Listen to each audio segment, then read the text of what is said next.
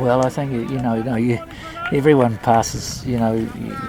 We all get older, coaches and players included. So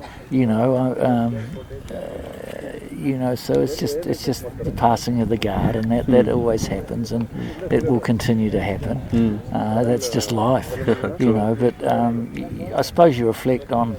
I mean, I saw Virender Sehwag the other day at the the felicitation for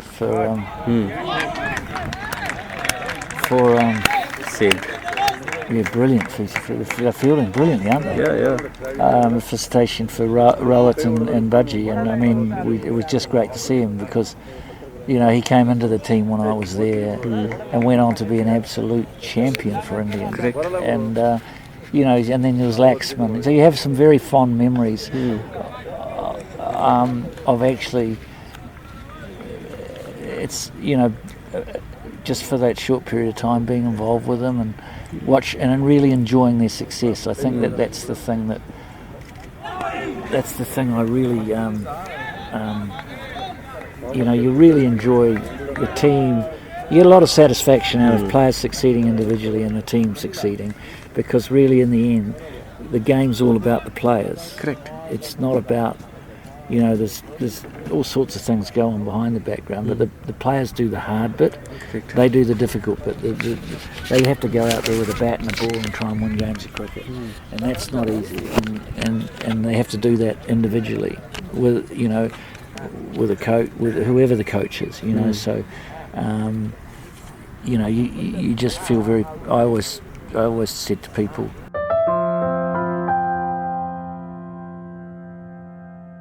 Nothing much. just try and. I mean, nothing. I mean, we used to. I think the biggest thing about coaching Virender Sehwag was not to get in his way. So you didn't want to make it complicated. Correct. And you wanted to just say, look, mate, you go out there and.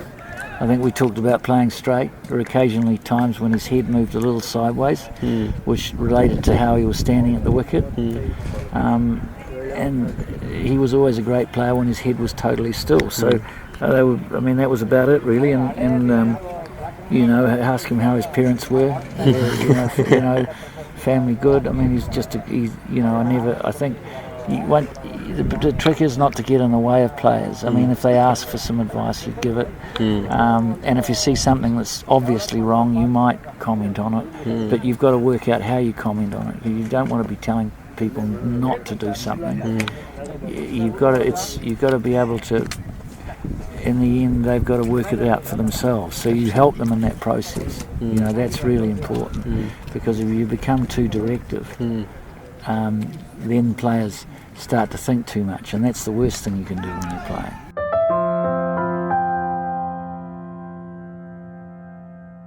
I think there is a similarity in that it looks like it could potentially be a very exciting period of Indian cricket, and I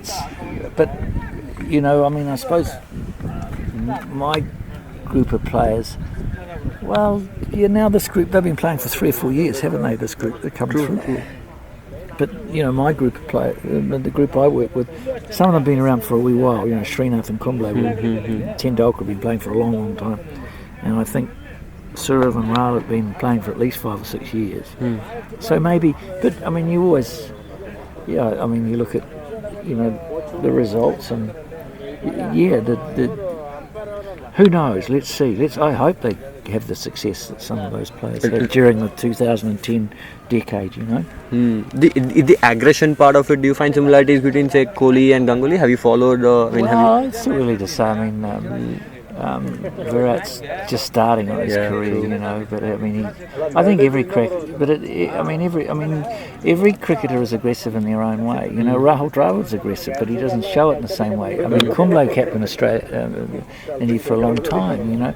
I mean, he's a very aggressive player, but they don't. It depends, aggression How you it can be showed in so many different ways. But I know you can't be a good captain unless you're aggressive. In the way you play the game. In different ways, yeah. Yeah. You don't need to necessarily show it.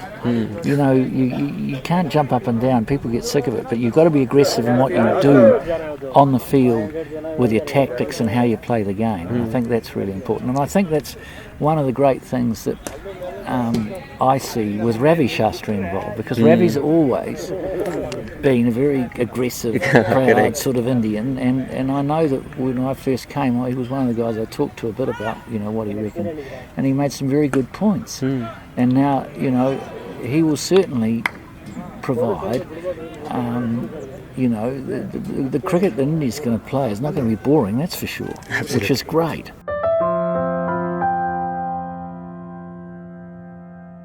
Well, you just got to play tough cricket when you go overseas. When you play outside India, you got to get your top three batting well. And look at that's. We had various open. I remember Akash Chopra coming in. He made a difference. He didn't get a lot of runs, but he hung around. But we had Sehwag and Dravid, and they made a huge difference. And then we learned to bat with our tail.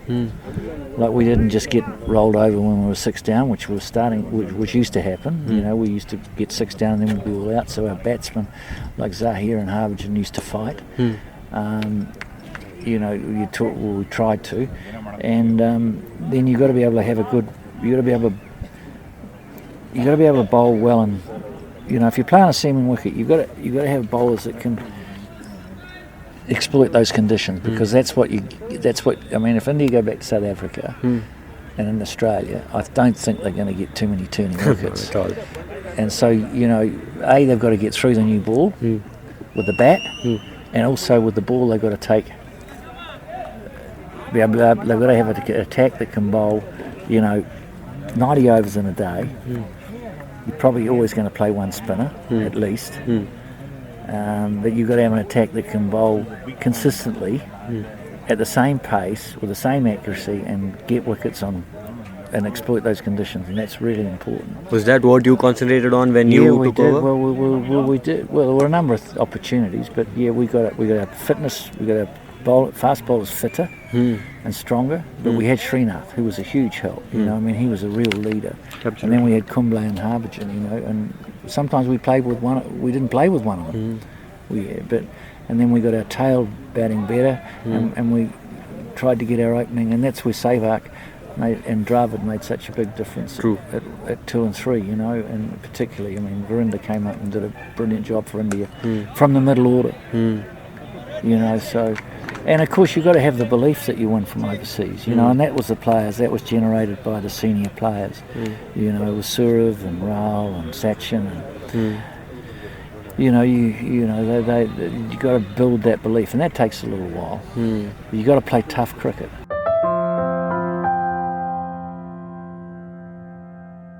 Well, it all happens in much quicker. In IPL anyway, because that's the only franchise.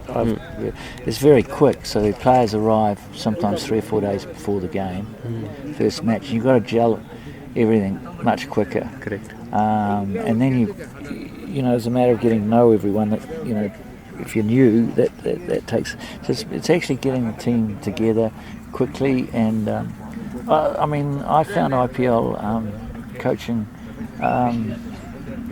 a huge challenge, because you go to bed every night and you look at your opposition, whoever they are, and you think, how are we going to beat this team? Because they're all strong. Exactly. And T20 can be a very unpredictable game. So, so there's a lot of, there's a lot of passion in IPL cricket from fans, all sorts of people. So there's quite a lot of pressure on it, and it's very fast. So those I found it very intensive, the 12-week period being in IPL. But it was also, because it was so intensive, it was very stimulating, and probably very similar to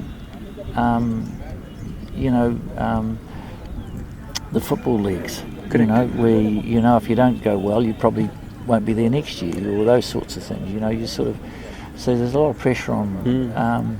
But it was I think it's very good competition, and you know, so some of the games we've had have been amazing occasions. You know, particularly at Wankhede Stadium. I mean, gee, That's a absolutely wonderful stadium it's- with all the atmosphere. The atmosphere is unbelievable. Yeah.